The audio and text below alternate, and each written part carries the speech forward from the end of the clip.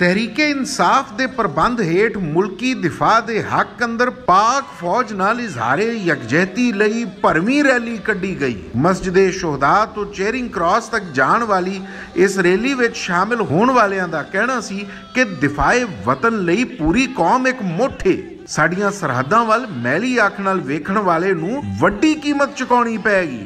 यहाँ पर लोग मुझे ये कह रहे थे कि पाक फौज को ये पैगाम दे दें कि जितने जिस्मों से बांध कर टैंकों के नीचे जाने के लिए नौजवान और अफराद चाहिए हों, लोग यहाँ से जाने के लिए तैयार हैं। अज माशाअल्लाह इत्थे सारे असी इकट्ठे हुए हैं अपने पाक फौज की जुरत और अजीम पाक फौज नूं खराजे तहसीन पेश करने वास्ते। अगर इन्होंने मजीद कोई ऐसी हरकत करने की कोशिश की तो ओदा उन्होंने ऐसा मुँह तोड़ जवाब दिता जाएगा कि इन्हां दी आने वाली 7 नस्लां भी याद रखणगियां। मोदी ने पैगाम देना चाहनी हाँ कि जिहड़ी जंग उन्हें शुरू की है ना, ये जंग हुण इख्तिताम तक असी पहुँचावांगे। असी वो लोग हाँ, असी तो गज़वा हिंद दा इंतजार कर रहे हैं। असी तो उस वक्त का इंतजार कर रहे हैं कि जो वक्त आएगा तो दिल्ली ते साडा झंडा लहराया जाएगा पाकिस्तान का इंशाअल्लाह। पहले कश्मीर लवांगे, फिर दिल्ली लवांगे, फिर पूरा भारत लवांगे। साडे अल तकण की कोशिश करोगे तो लत रख के चीर देंगे तुहानूं। अगर साडे मुल्क के उत्ते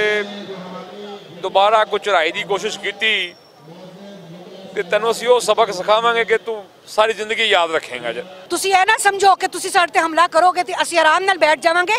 असीं ईंट दा जवाब पत्थर नाल देवांगे और वो पत्थर ऐसा होएगा कि ईंट तो 10 गुना पारा होएगा। रैली विच शामिल अफराद निहायत पुरजोश सन। इंज लगदा सी जिवें नारे लाउंदा हर शख्स मुल्क दा जानबाज सिपाही है ते वो अपनियां फौजां दे नाल जाके अगले मोर्चियां उत्ते लड़ना चाहुंदा है। रैली दा उचेचा प्रबंध करने वाले ख्वाजा आमिर रजा दा कहना सी कि इस कौम नाल मत्था लाउणा मौत नूं दावत देना है। पाकिस्तान की सालमियत एक दफ़ा फिर भारत ने मैली अख नाल देखिया है तो दुश्मन जिहड़ा साडा है वो बहुत ही डरपोक है, जिन्हें रात के अंधेरे हमला करने की कोशिश की थी, जिन्होंने पाक फौज ने ते पाक फजाइया ने बुरी तरह नाकाम बनाया। तहरीके इंसाफ की इस रैली ने साबित किया है कि ये जमात सिर्फ जलसे पर नहीं जानती बल्कि दिफाए वतन लई हर हद तिकर जा सकती है।